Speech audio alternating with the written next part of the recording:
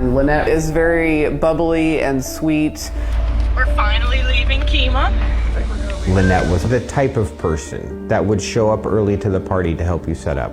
She's the type of person who will stay late to help clean up. I would definitely say like a goer and a doer. Hello there. They were documenting their adventures at sea. They called themselves the Sailing Hookers. Their sailboat was even named the Soulmate.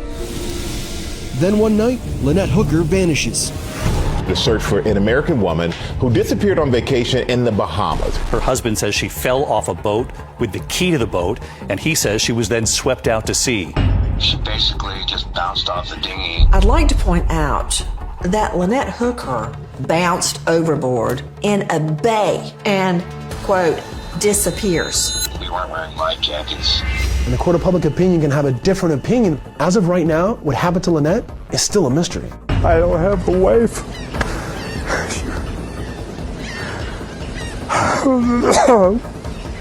She belongs with me.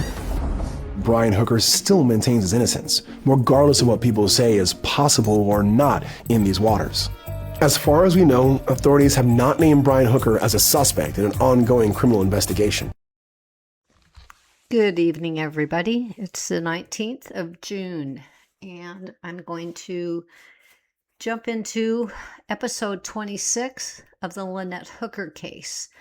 There's not really a lot of new updates on the case itself, so I haven't posted anything really for probably a week, but I have not confirmed this with anything other than a Facebook post, but I believe that it is accurate information that the first Hulu episode of the Lynette Hooker case is being aired this evening, and her daughter is the one who put it on her post. So anyway, Lynette Hooker's daughter is in a series that's officially premiering this evening, and it's been confirmed directly by Lynette Hooker's daughter in a public Facebook post, as I mentioned. This is the first on-record release tied to the project, and it marks the first major public movement in the case in actually a couple months now. In terms of the investigation itself, there have been no new confirmed leads. There has been nothing released by law enforcement or the Bahamian government or the U.S. government. The case remains publicly quiet with no new evidence, no new statements, and no new timeline adjustments. The investigation is still active, but there are no new details to be disclosed. The big question that so many people are asking is what happened with the information that they wanted to obtain for the boat that was moored next to the Soulmate, the Azura. Well, the Azura continues to be one of the most discussed elements of the case. It was moored next to the Soulmate and positioned close enough to potentially see or hear any activity of the evening that Lynette disappeared. Investigators have identified the owner and have access to registration, insurance, and marina records. However, there has been no public updates regarding interviews, vessel movement, or whether the occupants provided any information. At this time, Azura remains a key witness vessel, not a suspect vessel. Regarding online claims that Ashley Banfield reported a new Bahamian search, there is no verified evidence that that search has been made.